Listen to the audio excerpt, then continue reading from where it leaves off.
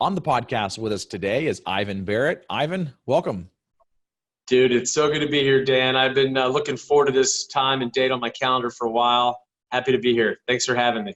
Well, I'm glad that you took the time to sit down with me once again, because we sat down a week or two ago and did an interview on my other podcast, which is the Tough Decisions for Entrepreneurs podcast. Yeah, We interview entrepreneurs. So thank you for coming on to that one.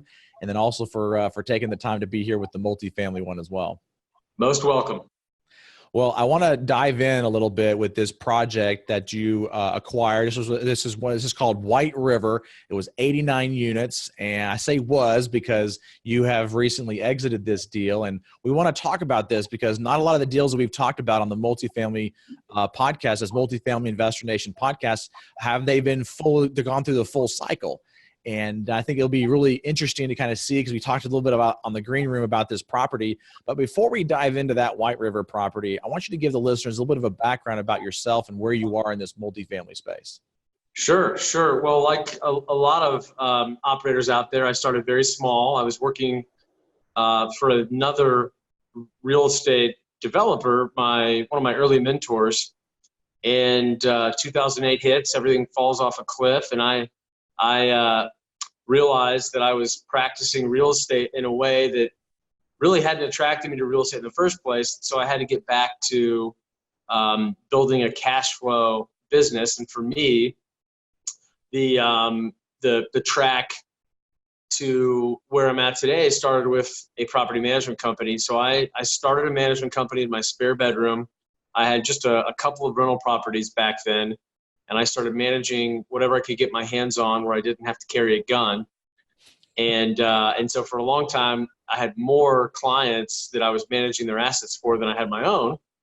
And over time, I started buying larger deals. And when I wanted to go into apartments, of course, you need partners. So, back in 2000, late 11, 2012, I bought my first smaller apartment buildings. And then from there, proceeded to fully syndicate real estate deals. White River was my third syndication. We bought that in, 2015. Late 2014, I think. And since then, we've grown quite a bit. My partner and I, we now manage a little over 250 million that we own. And then we manage another 1,000 or so units, still a few small apartment buildings, but mostly site managed assets. We've got 80 people now at BAM, 20 here at the corporate office on the asset management team. And then the rest of those folks are out on site every day in maintenance and management capacities. Well, sounds like you guys have a great team that you've put together over these last several years. And, this being your third acquisition, it's going to be an interesting one to talk about. Cause I think you said, earlier on, you've already done 12 of them at this point. And so, Yeah. Several more down the line that you've already gone through. But the reason why, you threw a couple of them at me for me to kind of choose from. And the reason why I chose this one is because there's some unique things that you did on this that we haven't really had anybody else talk about yet. And so I want to dive deep into that. But before we do that, let's dive in a little bit about, and hopefully we can kind of move these cobwebs away about this property that from when you first acquired this, because it was many years ago. And so I want to talk about first, how did you find this White River property? So I will do my best with those cobwebs, and I have my my offering memorandum up here on another screen in case that'll help reference anything. I don't recollect what I had for breakfast this morning, but I'll do my best, Dan. So this was the first syndication. I had already done a couple. This was the first one that my partner and I went after together. He had just come on board for sweat equity, was a former multifamily broker, and we had joined forces. He was obviously better in many aspects of needed skill sets that I'm not good at. Mainly being detail oriented. The guy knows where every nail is hammered. Just really sharp young guy, and filled in a lot of operational gaps for me. And so we had been hunting all over central Indiana looking for our next deal. So meeting with every broker, obviously shopping, offering memorandums, going on tours, scouring around looking for assets, and we'd been circling around this market called Anderson, Indiana, which is just northeast of Indianapolis, in the same solar system, just outside the main beltway of Indianapolis by a few minutes, same MSA. And we looked at all these deals there, and it was a pretty C plus market in general. And it had a real bad rap for a while. And we started suspecting that Anderson was going to continue to get a little bit better. It was going to be one of those emerging markets to some extent. We didn't see it changing overnight, but we thought, hey, these assets up here are selling at a discount to what they should be if they were in any other town in the MSA. And we think the proverbial baby was getting thrown out with the bathwater. So this was probably the fourth or fifth asset we had toured in that market, and it was on market at that time with one of our broker relationships. It had been listed, it had been on there, and nobody was really biting. And at the time, I remember he was begging us to tour it. And so we of course toured it, and we went to lunch afterwards with the broker and said, listen, we know why this has been on the market so long. It's overpriced. We can't pay. I think it was listed for, well, let's see here. It was listed for maybe 2.1, 2.2. And we said, we couldn't pay anything close to that. We thanked him for his time. And he said, oh, hold on a second. What do you think you could pay for it? And we told him 1.7 was about where we needed to buy it. And, gosh, he said, hey, let me start working with the seller. And we ultimately were able to put that under contract for $1.75 million. You see me, I'm looking over here at my offer memorandum so I can get these details correct. And we suspected that there was a really large management play. It was a construction guy. He owned a couple apartments. He'd done a great job fixing all the heavy stuff, new boilers, new windows, lots of improvements, not over improved. It was still a C property in a C area, but it was next to a hospital, and we liked that. And all it really needed was some parking lot, resealing and striping and some repair. And it needed new roofs. And so we found a way to acquire that, finance those capital improvements. And our big suspicion was that utilities could be charged back to the resident via the property management team in a way that would dramatically increase the bottom line. And it was something that was very specific to that municipality and the way their electric utility was set up. And we learned this by being our own boots on the ground in the market. And what we found out was in Anderson, Indiana, because it had been a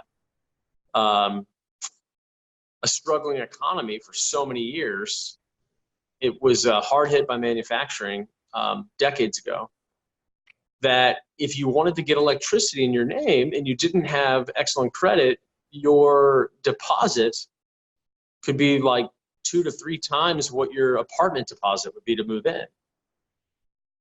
And so we had this bright idea that we would actually put utilities back in our name and charge a utility fee for electricity, sewer, and water, which we were already paying for anyway. And that we would charge that to the resident, and they wouldn't have to put electricity in their name. And that was one of the things that really started driving NOI, was getting rid of RUBS and actually keeping utilities on our own name. That's interesting, because basically what you're saying is, and just correct me if I'm wrong, but basically you found this property that, was underperforming, and one of the plays on it was to, instead of having the everything being separately metered, where they're having to pay those deposits and get their own electricity or water or whatever in their own name, you guys just put it into the property's name and then just build that back to the residents, so they didn't have that process to have to go through, that extra money up front that they had to put out there. Right, and that was a huge benefit to those lower end C residents. That's That smart. yeah, it allowed us to keep our place more full, and we were able to continue to raise rents a little bit and raise some fees here and there, some additional income on top of that. And we found a great property manager and a great maintenance person that was there full time. It was close enough to where we could back them up when they needed a vacation or needed some time off. And so those two pieces really played well together. And gosh, 2.5 years later, we had increased the NOI dramatically, and we're able to sell it. Just under $3 million. And so we were, at the end of the day, net to our investors, we were able to return 2.5 times their invested capital in about 2.5 years. Ended up being a low 60% IRR. That's And awesome. a nice home run early on. Yeah. And on Never, Dan, your would I have thought that an 89 unit deal in Anderson, Indiana would end up being one of my home runs. We suspected that it would be a really nice return and a good one to buy. But never did we think it would do as well as it had. And of course, we got a little help from the market. But most of that pricing was really driven by the growth in NOI. Yeah, that's awesome. So what was the original projections on the IRR projection and as well as on the equity multiple? Yeah, so my year 10, we were going to hold this for 10 years, and we had an original projection of a little over 15% IRR on a 10-year hold, 2.69 times invested capital over that 10-year period, and basically did it and call it 3 years instead. Wow, that's awesome. So what was the total equity raise on this one? Ooh, let's see here. Threw you a curveball on that one. You did, man. You did. I've got my sources and uses, though, handy, so don't you worry. I can pull it up here. That's awesome. Let's see. Total equity on that deal was actually just $420,000. That is pretty awesome. It was a small one. Yeah, no, I mean it's definitely a smaller property, but lots of upside to it from the management play. And the reason why I thought that this would be very unique is because a lot of the times we're interviewing people and there's a large kind of like renovation budget or value play that's like insurance returns and things like that, and this one wasn't that at all. This is very unique. Yeah, there's those opportunities that come along out there every now and then where there's a true ability to manage it better or restructure the fees, and most of the time you're pairing it with some sort of renovation budget as well to maximize value. But a lower end C property, we saw in the marketplace that we weren't going to be able to raise the rents or change that class of resident too dramatically, right? So we certainly didn't want to over improve the property and overshoot the demand of the market. We wanted to just be a really quality place to rent if you needed something in that $500 to $600 range, and it was great for us. It was a low entry point deal, and we had a few hundred units at that point. And those are the types of deals that can help you leapfrog and into larger assets down the road. And if I'm being totally honest, we almost passed on this deal because we had bought, or I had bought 112 units myself that I'd owned for about a year. And I thought to myself, gosh, do I really want to go less than 100? I've already kind of surpassed that. And then we kind of looked at each other and were like, why are we being arrogant about 89 units when, a year ago this would have been a huge deal? And so I had to check my ego out at the door, and I'm so thankful that I did.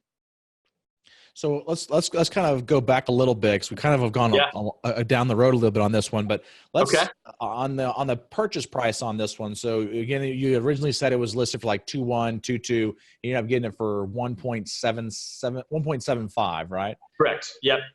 On that 1.75, how much earnest money did you have to put up on that one when you first put that offer on? Oh gosh, those were the good old days, Dan. I don't think we put down more than maybe 1% of the purchase price. It wasn't hard earnest money. We essentially had a DD period. Now we already knew better at this point than retrading. Mm-hmm. So we did a lot of due diligence before finalizing the purchase and sale agreement. But gosh, man, I think we probably put down about 170 grand, maybe less at the time. Okay. All right. And what kind of issues came up during that due diligence period on this one? Anything at all? No, not really. We'd already looked at the boilers on the property tour. Mm-hmm. It was an interesting property because it had a lift station and it had some sewer pumps to pump the sanitary sewer up and out. And we knew that those pumps are temperamental at best, and there was two of them down there. So we just made sure to have a nice, healthy reserve on hand going into the deal. We wanted to make sure we had our bid right for the roofs. Going into C properties, you're always going to find units that you're going to have to do more work to than others because somebody's been there a long time or they don't treat it well. And that's really just par for the course. And since we were already getting it at a great price, we were prepared for those problems. And we knew we were going to have those speed bumps initially. Yeah. We'd already been managing some of those types of assets. So as far as the roofs and the boilers, was that something that the lender was requiring you to hold back in reserves? Or you guys just did that on your own? No, we did it on our own. We wanted to get the new roofs on right out of the gate because we could tell they needed it. And so we wanted to finance that into the package. And we were able to do that because the appraisal actually came in back up around that $2 million mark. And so we were able to use the first mortgage proceeds for the roofs and raised a little bit more equity for the parking lot. And we just wanted to make sure those things were taken care of early so that they wouldn't become cash flow problems down the road. Yeah, no, that's I'd made smart. that mistake in the past on some of my earlier deals. My first 35 unit deal, I sort of leapt before I looked and learned a lot of lessons on that one. Yeah. And so, which was a good thing because I didn't want to learn them again on these bigger deals with other people's money at stake. Sure. How did you end up financing this deal? This was one of my last bank loans. We used a mortgage broker, a great guy to work with, shopped us around to several different banks. I had done that in the past on my smaller deals. This is before, we got into our first agency situation, our first agency finance deal. I'd already done a HUD deal. This just wasn't big enough to go HUD on. And so we went to a regional bank, or we picked a regional bank. That's the great thing about mortgage brokers when you're starting off. They can shop you to a dozen different banks and say, hey, who wants to loan my client money, right? Versus going to one and asking, may I have some money, please? Mm-hmm. No, that's pretty smart. So with this local bank that you ended up doing it with, was it also non-recourse? No, it was recourse debt. Okay, so this one was recourse. What kind of rate did you get on it? Ooh, that's a good question. I'm sure it's in my offering somewhere. Let's see here. While you're looking that up, was it 30-year AM with well, you said it was a 10-year hold, so I'm assuming it was probably a 10-year balloon? We were able to get a 25-year AM. I believe this one was a credit union. We were able to get a 25-year amortization on it. At that time, it would have been a 7-year balloon. And I want to say the interest rate was in the mid-4s, but I'm probably off a little bit. Okay. All right. And well, do you remember, I guess it doesn't really matter that much. I was just going to say, do you remember what that broker ended up charging you? Was it a point, a half a point? Point on the debt. Okay. All right. It's pretty typical, pretty standard on that. And then how did you end up structuring the deal with your investors as far as first equity splits and stuff like that? Yeah. So that was an 8 pref 8 preferred return, and then that was a 70-30 split on the upside. Any other And secondary hurdles or anything like that? if I had a time machine, there would be. So 8% pref, 70-30 split. And what about, you mentioned it being a $420,000 raise on this one. How many investors did you end up needing to be able to achieve that 420?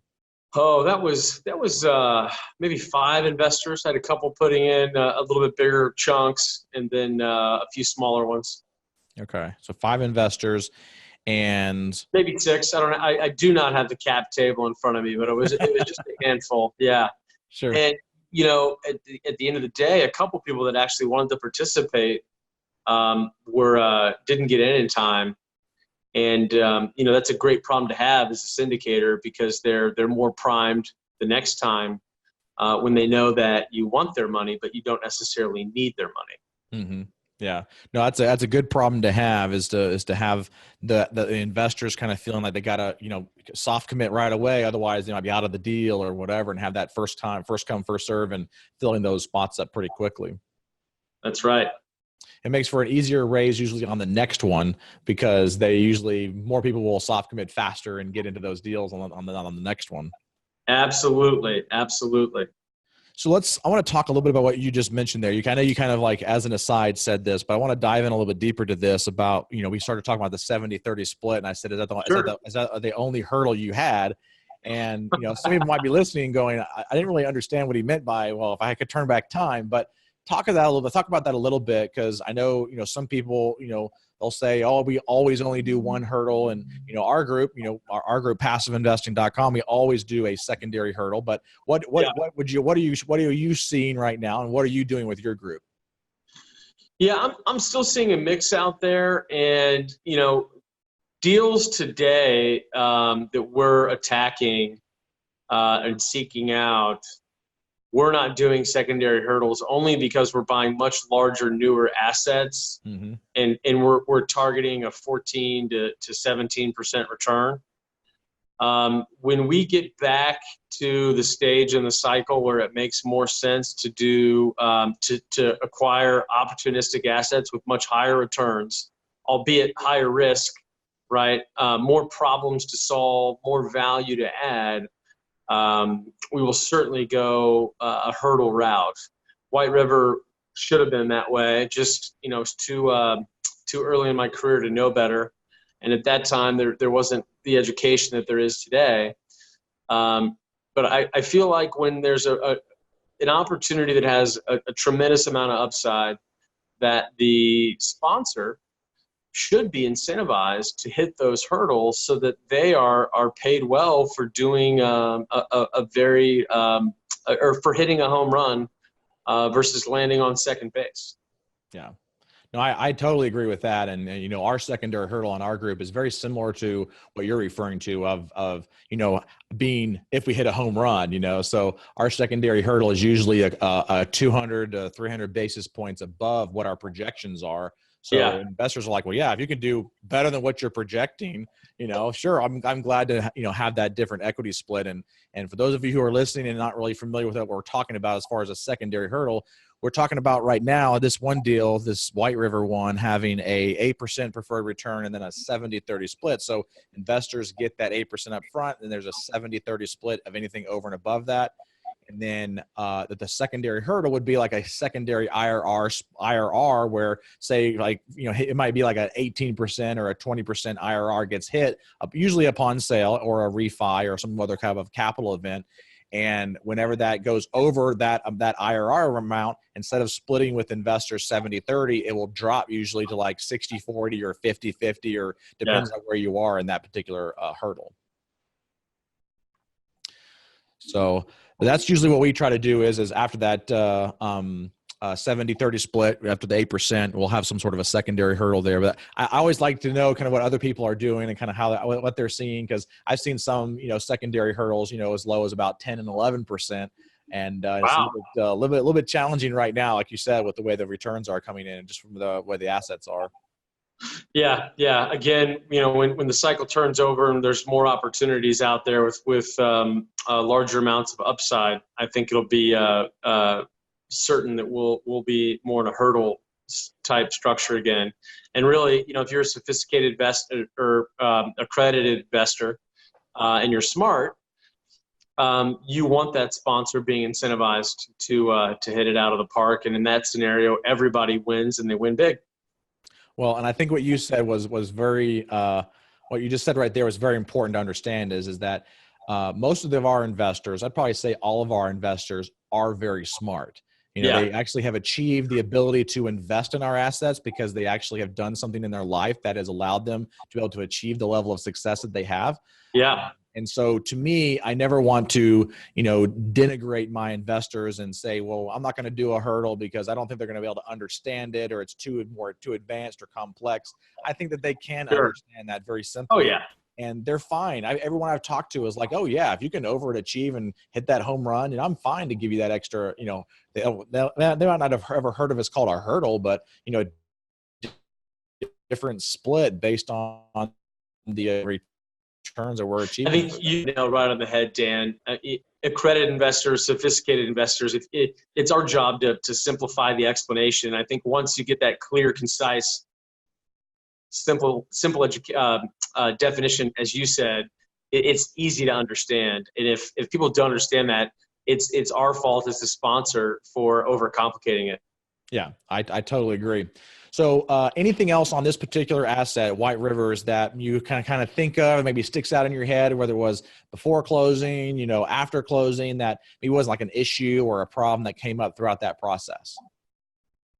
Oh, I mean, it's multifamily. There's always issues. I mean, this one wasn't a walk in the park? Nothing that really sticks out.